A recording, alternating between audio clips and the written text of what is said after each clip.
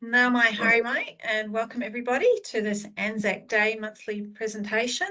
So I hope you've all had the opportunity today to take some time out to remember and commemorate those of your family who served, whether it was, 10, well, even 10, 50 years ago or further, 100 years ago.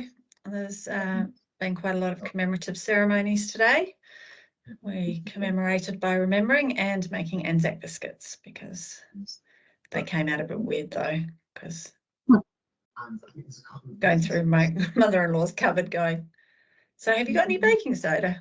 Oh yeah, solid as a rock. We found the rest of it. We've been eating them.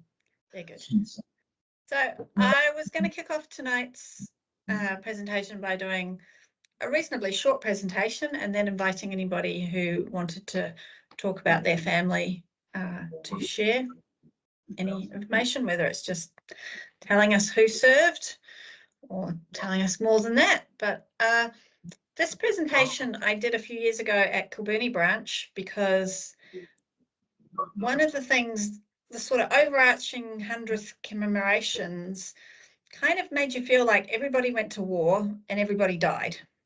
And so I just wanted to give it a little bit of a different perspective using my grand's uncle. So I'm just going to start sharing my screen. This picture at the front here is actually from the Gallipoli exhibition at Te Papa. So if you've not been to Wellington during the 4 years of the commemorations of World War I, it's still there. I did do a whistle-stop tour of it with some children quite recently when we were at Te Papa for EOTC. So it's very interesting and well worth the trip if you're down in Wellington. And that's the tale of, I've called it Faces of War. So I'm talking about my grand's 5 uncles. So my great-great-grandparents, Jasper Pino Callaghan and Winifred Alice Baker, had 9 children. They had 4 girls in a row and then they had 5 boys in a row, which I have to say I'm quite impressed at being able to split the genders of their children so neatly. So when World War I came around, 5 of them were of an age to fight. And I'm going to take you through the order in which they served rather than the order in which they were born. So the first one I'm going to talk about is Jasper Warner O'Callaghan. He joined up pretty much the second the war was declared. He was a pharmacist's assistant by trade at that point, and so he ended up in the medical corps ultimately, although he would have trained with the reinforcements. He landed at Gallipoli on the 20th of May, and his mother might have had, conniptions a bit, because he started turning up in the sick and wounded reports out of that part of the world in August and October, but it was because he was sick, not because he was injured. He spent a long time in the war. He basically did the whole thing. He won the military medal, so he's right down at the bottom here on this list of people who have been given it for gallantry in the field. I'm yet to find out what exactly it was, but given he was in the medical corps, you dread to think how, what it might have been rescuing somebody under fire, probably. And of course, he returned home after the war, married, and continued on and had his children. The eldest brother, Robert, he signed up in 1916. And when you have a look at his medical board attestation form, you can see in this bottom snip here that there's a no, and it's been scrubbed out and replaced with yes. This is a point just before they introduced conscription, and so they were quite desperate for more men to come and fight. Thomas Roberts' problems was his eyes. When he eventually was discharged from the army, it was because of cataracts. But one of the things that he has in his military record, which I have to say is the most amusing thing I've seen in anybody's military record, is a note that he was sent to the M.H. Sutton with conjunctivitis, and they might have thought that was the venereal disease hospital, but actually it was a military hospital, and he simply had conjunctivitis. So not the sexually transmitted conjunctivitis, but just normal conjunctivitis. I do not know what the difference is, but His eyes eventually got the better of him, and by early 1918, he was back in New Zealand. The next two brothers I'm going to do together because their military service started out very much together. They were both conscripted. Neither were married. They never did marry or have any children through marriage. One has DNA, has thrown up some interesting descendants. They both challenged their conscription. So Gerald Charles O'Callaghan, who's on the left in the photo, he was being a bushman or a settler out of Hawera in Taranaki. His was rejected because he basically didn't turn up. His brother Gordon Harcourt O'Callaghan, he was the county clerk for Akaroa County Council, and so they wanted a bit of an extension of time so he could sort out his business at the county council, but the people on the board were not having a bar of it, and one of them was getting up on his soapbox at Gordon's particular hearing, saying, there's a great pressing need, and it was even greater than the need for food. So they both had to go into service, but for Gerald, there are no more records. There is only, there is the next record. Getting my facts out of order slightly. Both of them ended up with this annotation on their medical reports. Now, VDH, it's not a venereal disease. It is valvular disease of the heart. And one of the causes of this is rheumatic fever, which of course we know in modern times is caused by poverty and overcrowding. And in this particular family's case, possibly the reason why they had, both were ill as children. So they were both classed unfit for overseas duty. Now, Gerald, because he was a bushman, they obviously didn't have any need for a bushman in the army in New Zealand. But Gordon, because he was a county clerk, ended up being a man in the, making the army work here in New Zealand. And so there's a little snippet from the Akaroa Mail and Banks Peninsula advertising noting that he's about to go to camp, and they're giving him a small present as a send-off. After he finished his service, he made it up to Lance Corporal from private in the war, and he went back to his job at Akaroa County Council. Just after the council chambers burnt down, I discovered while I was looking for articles about him. Interesting side note. The last brother, William Bell O'Callaghan, did no military service whatsoever. He appears on the list of people that could possibly be conscripted, noting that he had a wife and children, but he continued basically keeping New Zealand running as many other people did, while others went off and served. Now, all five brothers, of course, survived the war, but it's not to say within the wider family nobody was killed. And in fact, two of their first cousins, Dennis William, who was killed at Chinook Bear, and Leslie George, who was killed at Passchendaele, both lost their lives. So my gran, she was born in 1904, so she would have been about 13 the time that Leslie was killed. He was a career soldier, and my gran was living in Timaru, where her Uncle Arthur was living at the time. Oh, great Uncle Arthur, sorry, because George is her first cousin once removed. So she and her mum, who was Leslie's first cousin, would have been with the family when they would have received the news and gone through, the process of mourning this lost loved one in their family.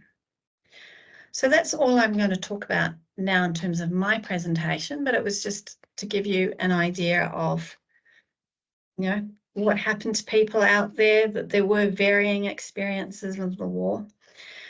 If you'd like to turn on your cameras and unmute yourselves, I'd be very welcome to see if anybody has anything they'd like to add, any stories they'd like to tell of members from their family. It doesn't have to be World War I, could be anything. Am I getting anybody that wants to say anything? I'll put my hand up. Good. Barbara Wiley from Far North. I was just reminded as I left Hamilton to drive home the other day and went to the supermarket and bought my poppies for the year from a young man outside the supermarket. And each year I buy 4 poppies because I had 4 great uncles who were killed in the First World War. And so each year I tend to think of them more on the day when I buy my poppies than I do on Anzac Day itself. But I have actually written the war stories of 3 of them now. And they're my uncle Percy James McKeirkin, who was killed at Gallipoli, just written his story recently. My half great uncle Isaac Wyber from Masterton, whom I've yet to write up, and my great uncle Harry George Page from Christchurch, with his, and the 4th uncle isn't actually an uncle, but he was very much part of Harry's family. He was always considered to be like Harry's adopted brother, and that's Thomas Hazelton from Thomas Lindsay Hazelton from Waimati. And I wrote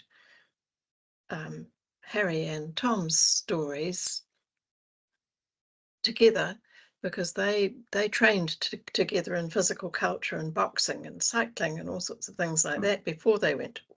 And they called each other the Gym Brothers because they got together through their connection at the gym. And Harry Tom became Harry's brother. He was sort of taken into the family. So they called each other the Gym Brothers, and my story was The Gym Brothers Go to War. So yeah, so Isaac's the only one I haven't written up yet, but I will do at some point. But yeah, I remember them every year, my 4 great uncles who died in the First World War. Yes, it's good to take the time to remember.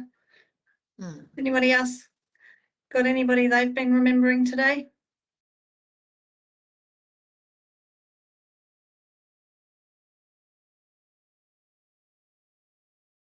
No? There was an interesting article in the newspaper about the young man who'd served in Afghanistan and was sort of people were finding it hard to believe that he could be a veteran because he was so young. And I thought that was kind of a bit sad that we forget that there are still wars going on all over the place. And in fact, we seem to be having more and more with each passing year at the moment. But I mean, even people like my father did national service. He, didn't get sent anywhere, but he did get to do his time in the army. And my husband was in the territorials. So I like to tease him a lot about crawling around in mud, but there are people who've done their little bit and served in small ways. And they tend to get a bit forgotten, don't they, Sarah? Yeah, and it's interesting some of the stories that come out too, because a distant cousin of mine who used to live not too far from me was looking into her grandfather's World War I experience, and her uncle was adamant he had not left the country, but he was a cheese factory manager, and so he actually ended up in the catering end of the army and worked in one of the camps in England. But his son, who I assume had been born after the war, was absolutely adamant Dad had not gone overseas. And you just wonder if maybe there was a stigma because he hadn't actually made it to the front line. But there's a lot of people that mean that the guys on the front line have medical treatment and have food and all these sorts of things. So, yes. And my husband this evening was telling my daughter about the last cavalry charge at Beersheba in World War I, which the Australian light infantry did, not a cavalry union. Has anybody delved into any of if they've got earlier family in New Zealand, service in any of the militias? Because when I've gone looking for them, every town seemed to have at least 3. There seem to be quite a few around the place. Is that something you've looked at? Anyone? Great uncle in the Waikato militia, but armed constabulary, that was, I've been working on the armed constabulary records lately. Yeah. Great grandfather. Yeah, I mean, I have a great grandfather who was in the East Coast Hussars, which was formed after Te Kuti came back to New Zealand. Well, that sounds very grand. Hussars. I tell you. I always want to say it, East Coast Hussars. like it's sort of some Like, hurrah. yeah. But it's interesting because there were a lot of cavalries. I have another great-great-grandfather who was in the Canterbury Yeomanry Cavalry, but in the 1890s, the government turned them all into mounted rifles. So when you get to World War One, they're all mounted rifles. These, that used to be cavalry. So it's quite interesting. And the East Coast Hussars, when they were told, went, oh no, but we've just bought new uniforms. We don't want to do it. But they did it, because the Hussars disappear and get replaced by the mounted rifles quite quickly. So Are they still allowed to wear the new uniforms? I don't know. There's no reference to the new uniforms anywhere. And what was the difference? Surely it would have just been emblematic, so to speak. They wanted to do. So any of our other people here tonight? Judy, you've turned your microphone on. Yeah, we had the home guard too, and like my grandfather fought in the First World War was interesting on the TV today. We had, our return to the Somme, and that's where he got wounded and came home with that wound via England. But then for the Second World War, those old soldiers were sort of resurrected, and despite their sort of minor disabilities, etc., and problems with lungs from gas, etc. I can remember as a kid my grandfather coughing all the time, but they were still enrolled in the Home Guard, and were responsible for sort of, organising like a local Home Guard. And this is just in South Auckland. So so a lot of those World War One soldiers, did double duty, didn't they? Yeah. Yes. Well, my grandfather, who was in World War One, was in the Home Guard, and we recently had a chat at Kilburnie branch from the NZDF people who run their records and medals section, and they said, unfortunately, when they were busy clearing out to make more space, they got rid of the Home Guard records for the most part. So, and I've just got a comment from Martin in the thing, who has to stay muted. He said, my maternal great-grandparents lost 7 grandsons during World War One, and then they also lost granddaughters to the Spanish flu. I mean, I have to say, it was a very, very sad time for many, many families to have gone through the whole of World War One, and then, of course, yes, the Spanish influenza outbreak, killing off a lot of people very quickly. So yes, there've been a lot of wars. It's terrible to say that. We're quite good. Has anybody done any research on people who served further back, like in the British Army, maybe in India, or Peninsular Wars, or they got sent to United States as well for the American War of Independence? There are records that go back that far. You'd be surprised. Well, actually, you shouldn't be surprised. It's the army, but it's so my husband's family are fencibles, so all right, yeah, Irish soldiers that got when the British Army got sent to India and other places as well, for a lot of years, and then got pensioned back to India, even though they were only in their 40s, but suffering, from malaria and other tropical sort of diseases, only to find the famine and extreme poverty in Ireland. So then, they were offered a land and a free passage with their families to New Zealand. So we had the Hewitt settlement, the Otahu, and I think there's one at Onehunga as well, just because there was a bit of unrest here in New Zealand. And so it was a quick little cheap solution, presence. Not that they fought anything, because they they weren't really a fighting force, but they helped to set up the towns, build the Great South Road, build bridges, the postmaster. They were important early settlements that were settled by those sort of old broken down, well, not really that old, but they were broken down British soldiers, and so were some of the first families. Yeah. Yes, and it's, quite a few of them came to New Zealand, and a large number of them were Irish, of course. Melanie. So just thinking about the Fencibles, I actually have 4 Fencibles that came to New Zealand. So the other place they settled was Panmure. Where the FRC is. Yeah, exactly. And there's a lovely Fencible cottage, just a couple of minutes walk from FRC. Is there? Oh, An original Fencible cottage that's been restored. It's absolutely beautiful. Yeah. One of my Fencibles was Henry was a messenger. So he used to travel often by foot from Hewitt to Auckland Central to deliver messages between the various powers that be, I suppose you'd call it. But at one point his eye was damaged by an accident while he was walking, doing his messages.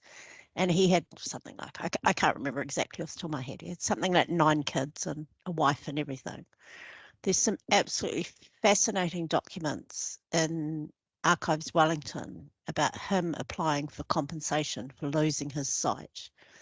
They're just amazing to read. And because he was fairly illiterate, so he had to get someone to help him write the letters saying he needed compensation to look after his family and things like that because he could no longer be a messenger.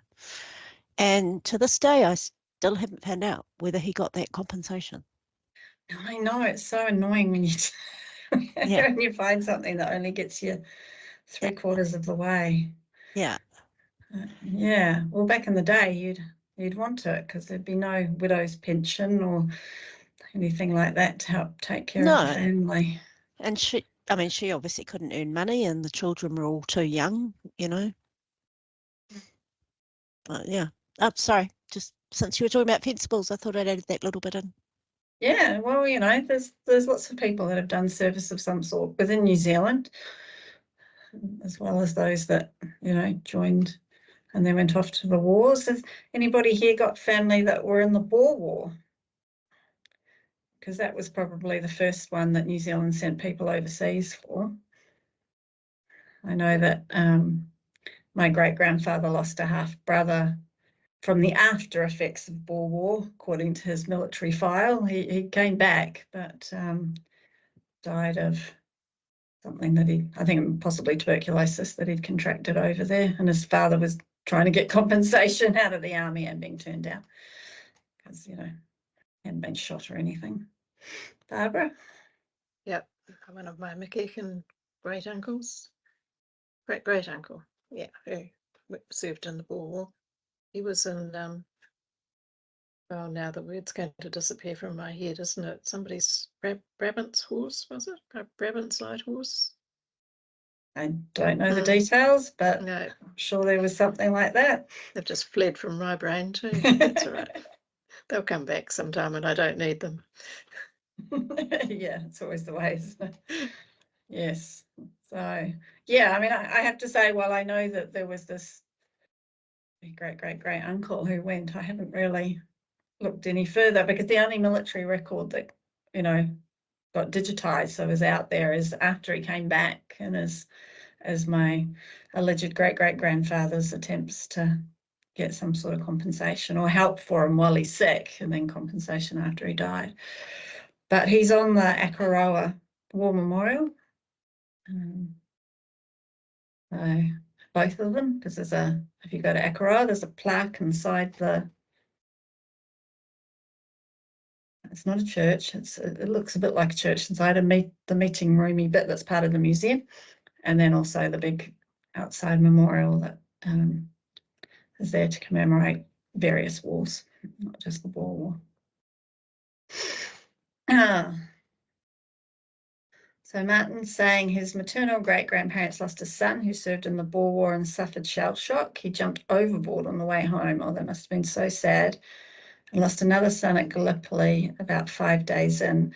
He was aged in his 40s. Yeah, and that was the interesting thing about the O'Callaghan brothers, is they weren't all 18 when they all signed up. They were, fairly advanced age, relatively speaking, for these things. And we do forget that, there were people that had been married, had families, that went off and served, as well as those that were young and did it. And we also shell shock, Fortunately, we understand that a bit better these days. I don't know if we necessarily resource care for it any better, but we certainly understand that that's what will happen to people. And then there were the women who went and served as nurses. Yes, well, They were amazing. Yeah, and I think I don't remember if Leslie George O'Callaghan's wife. There is a wife in the family who went over and served with the Red Cross, in World War I, and unfortunately her husband was killed. Yes, we shouldn't, forget about them. My great aunt served in the Red Cross in World War II, so I'm kind of waiting for some records about that to become more available as we get further away from World War II. More things are starting to pop up. I mean, she did tell me she drove an ambulance in the war, but she didn't really get into much more. And I'm assuming it was probably in London during the Blitz rather than out anywhere else. But, I know that Helene Philpott, who is the convener of Hutt Valley branch, her mother-in-law is notorious for driving an army truck off the dock at Seatoon, or somewhere in Wellington in World War II. You mean as in into the sea? Oh yeah. She got rescued. But there's some Pity local about the Navy, truck. it might have been Shelley Bay. There were some local Navy boys there that jumped in and saved her. I don't think they saved the truck. It might have got winched out later, but she was a military driver, and so women found their way into all sorts of things, as well as just supporting the troops, sending them care packages and things like that. Who remember who worked the farms and the dehydrated exactly plants and kept the place going. That there was a huge workforce of women behind the scenes that kept the soldiers in the front line working, didn't they? And that was not just New Zealand, of course, but around the world. But I think we seem to have punched above our weight in supplying food sources for the Americans in the Pacific, and and our troops, England and the public, and our troops abroad. That our women worked very hard on farms and doing the heavy work that now is all done by machine, of course. Yes. No, and we really can't forget that it was women that kept the world economy going for the men to come back to, really. It was quite interesting when I did my diploma, looking at my great-grandmother's experiences in World War I versus World War II, because she lived through both of them. And while, she was much, much older in World War II, there were things like there was petrol rationing, and then we started rationing food and other things that got rationed that hadn't happened in World War I. And there was also things like a Japanese plane overflew Wellington Harbour, and while it nothing was ever publicly said about it at the time, the local history book of Eastbourne said the locals remembered it happening and seeing it, but it wouldn't have gotten out in the news just because they didn't want to scare people. So World War II got a lot closer to home than World War I ever did, but still all equally as bad, really, for what it did to people. Right, are there any other comments? Because if not, I'm going to hand over to Melanie. Bronwyn? Only just to say that I attended 2 services this morning. The first one was at the Waihi Cemetery, where my grandfather is buried, and he was fought at the Somme. He was in the Duke of Cornwall's light infantry. And my father is buried out there too. He was in J Force, which was the occupying forces after the Second World War. But this afternoon, I went to a very moving performance at our local theatre. And while you've been in and around Waihi, you may have seen the notices up in shop windows and so forth for the Gallipoli monologues. These were performed by an actor and playwright called Mark Wright. And it was the most moving performance I have ever seen. He played 9 different roles of soldiers, the New Zealand soldier, the Aussie soldier, colonels, a Turk, and then ended up with an old man at a remembrance service at the end. And he told the whole story of all the aspects of what happened at Gallipoli. It was absolutely fabulous. And I'll say, if he ever comes to your area anywhere, please go and see him. It was well worth it. Thoroughly enjoyed it. Yeah. Yes, yeah. we I think we all will. just sat in stunned silence, the whole audience. So it was marvelous. Yeah, it really told the story. So it was great. Yeah. Yes. Gallipoli is, yes. It's an amazing place to visit, just to sort of see the terrain and yes, I have been what they there. were up against and things like that. And it's, you just, you come away surprised of the people that survived, but you're not surprised by the number of people who were killed there. Yes, and that aspect came out as well. But this actor was just absolutely fabulous. He, in between each scene, he put a different hat on or put a different coat on and became another part and told the story of what that was about. So, yeah, it was great. Yeah. It's been a really great day of Anzac, what with that and what's on the television. And something he said too at the very end, he said he does a lot of work around the schools. And he asks the pupils about, do they know what an Anzac is? And most of them will say it's a biscuit. They really don't know what the Anzacs were. Yeah, I think it's hopefully that's kind of changing now with a lot more New Zealand history in the curriculum. I know my daughter's been doing the Maori Wars, the land wars, and things like that. So they're hopefully learning a few more things. She has been to the Gallipoli exhibition, although she was about 8 at the time, and she was a bit young for it. There was far too much screaming. Girls who just wanted to scream, really. But it's she knows it exists, and she keeps getting told things by me and her father, who's quite interested in military history. So there's a lot of history out there. And to that end, I'm now going to hand over to Melanie, and I'm going to share a slide. I thought it was a really good opportunity to let you know some new additions that are coming up to the next Kiwi Collection update, which is targeted for the end of June. So the first thing we're adding is an amazing set of Auckland Weekly News biographical entries. A lovely lady called Jackie Walls, and I apologise, Jackie, if I've pronounced your surname incorrectly.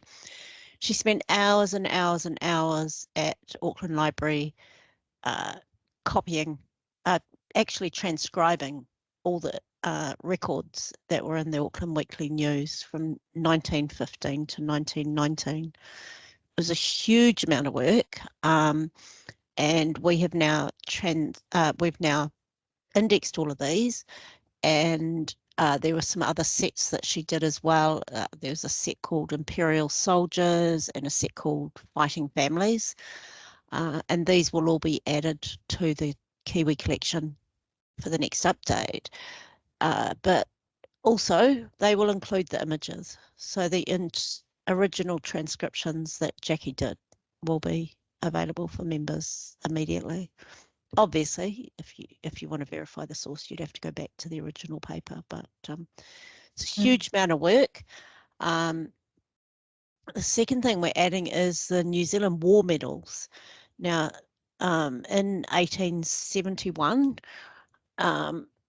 the first New Zealand War Medals were issued for services performed during the years 1845, 46, 47, and then from 1860 to 66. There are later records which we haven't managed to index yet, but these again will include the images, and they give great information because Sarah was talking before about the militia.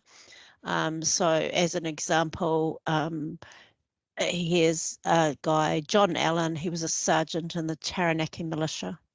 He was awarded a New Zealand War Medal for his services during that. The other funny thing about this set is that it actually names all the people who deserted. So, but were still awarded medals, I might say. A lot of the applications were done posthumously, so they were done by family, often by wives. So that's, that adds a bit of interest to the thing as well. So with the war medals, we've indexed the whole set of data from 1871, but we will be adding later in the year further issues of the war medals from, if I can find the right spreadsheet to tell you, there were further medals issued in 72, 73, 74, 75 and 76. So if you did have early ancestors who were fighting in those predominantly so-called Maori wars. Land wars. Land wars, yeah, okay. They're really interesting, and because we're adding the images, it gives quite a bit of pre-information about the years that are covered and why they were covered and things like that. The third thing we're adding is the New Plymouth Garrison defaulter records from 1863 to 1865. These are absolutely flipping hilarious.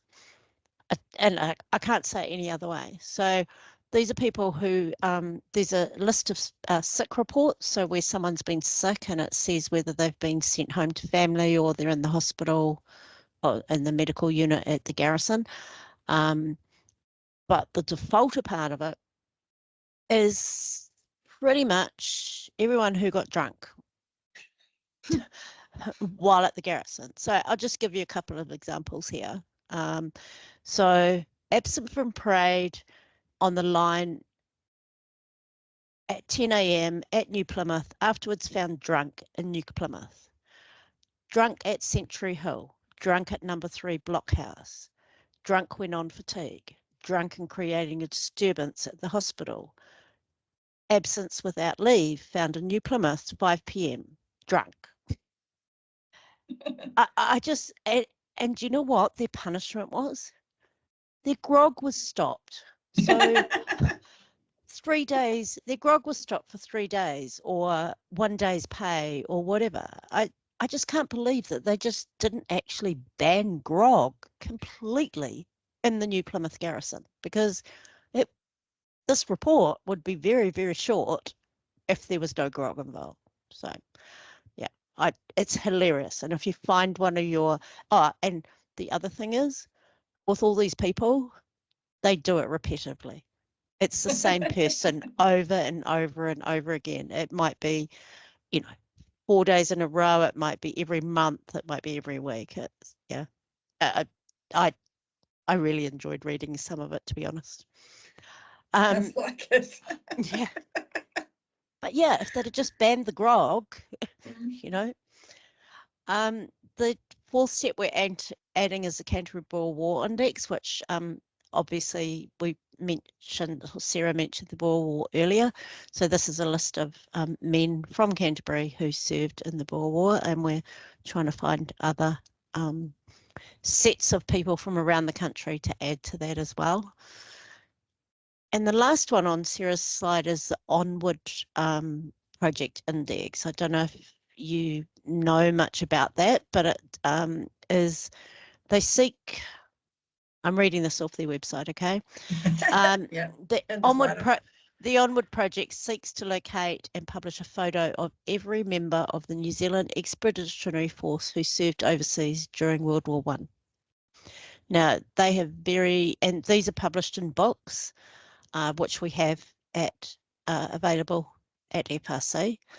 But the Onward Project has very kindly provided us with a full copy of their index, which will help our members to find out if their member, their ancestor, their soldier is mentioned in these editions. It's just an amazing resource. So they're about to bring out volume 6, aren't they? Yeah. So they've given us the index, including volume 6. Yeah.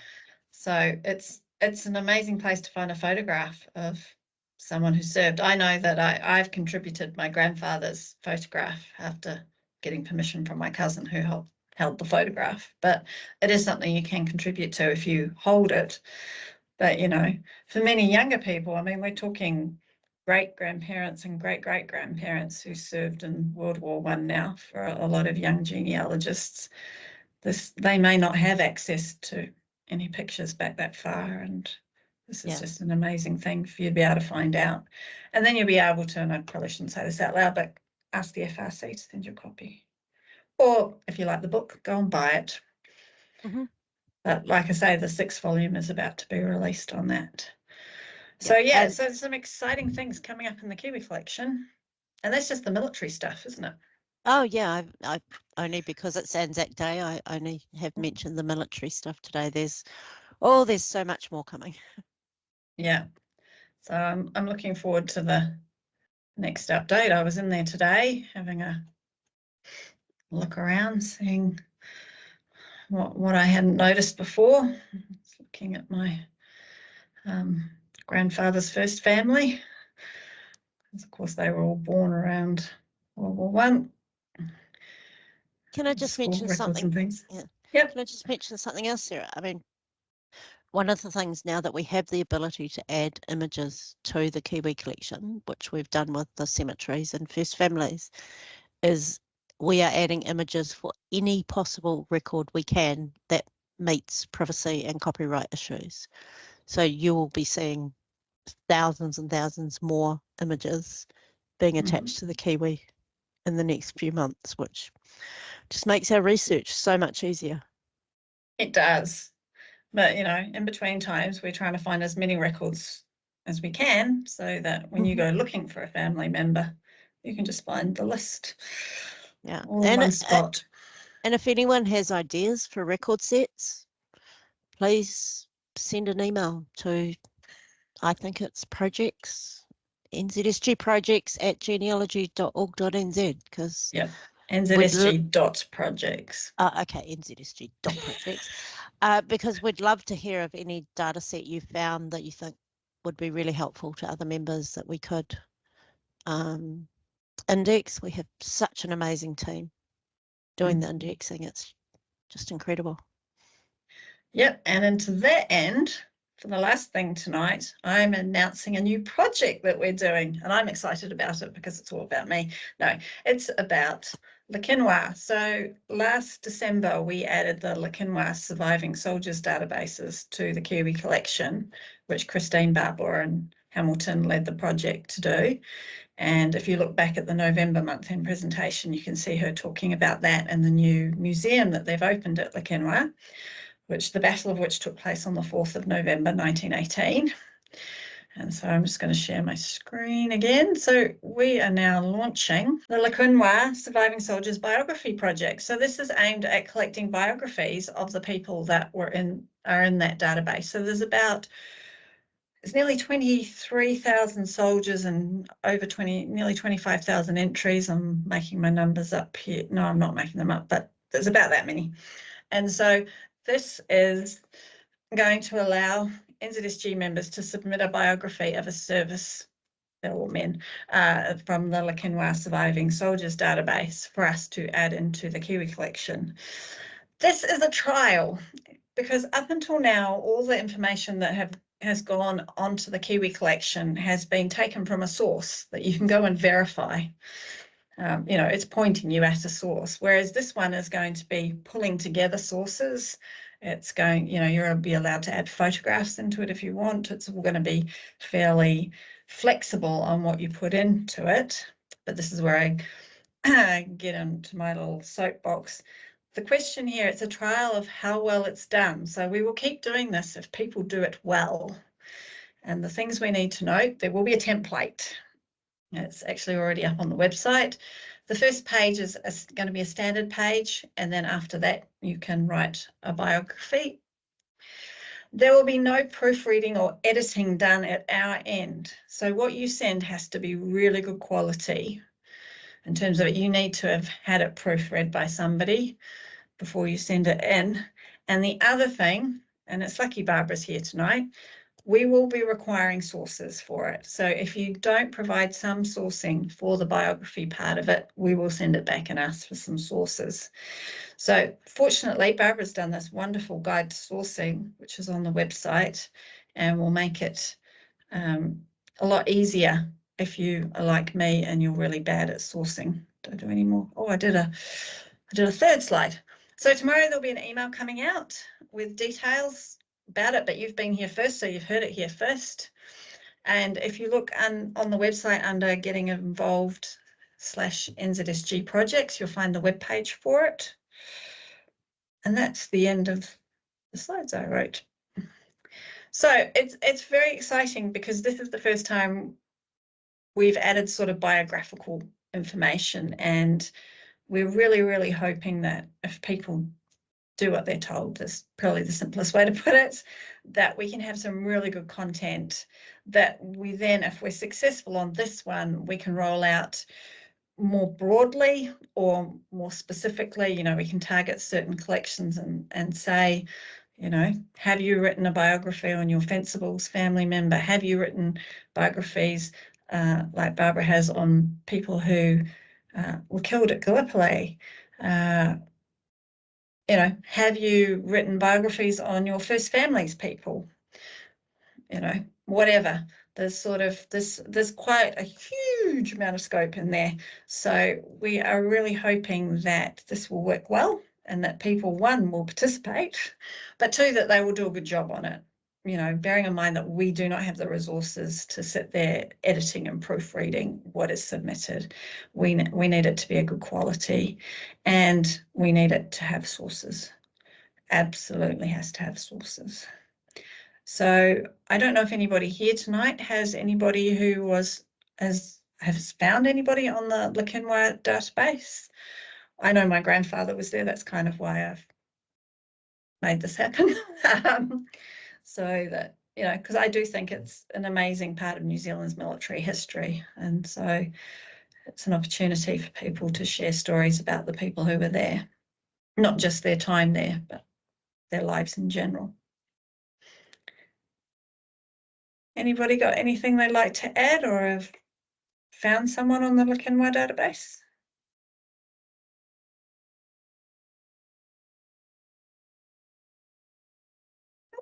Okay. Right, well, I think I'll wrap it up now. Thank you all for coming along tonight. Yeah, it says that. It doesn't mean it. Thank you for coming along tonight. It's been great to hear some of the stories and to share, and hopefully you'll be excited by what's coming out in the Kiwi Collection.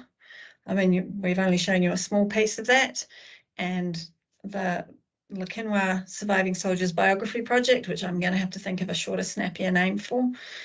Next month's presentation is going to be about our next really huge, epic project that we are about to undertake. Am I allowed to say what it is, Melanie? Of course. we are about to launch a shipping project. And so information on that will start coming out next week. But we will have a monthly presentation at the end of May that will talk about, what we're hoping to collect and the timing and all the details that we've worked out so far on it. So that's going to be quite epic, trying to pull together shipping information for ships that came into New Zealand for starters. So hopefully I will see you all next month. And in the meantime, thank you for coming along, and we'll see you soon. Thank you, Sarah and Melanie. Good night. Thank you, Barbara. Good night. Thanks. Good night.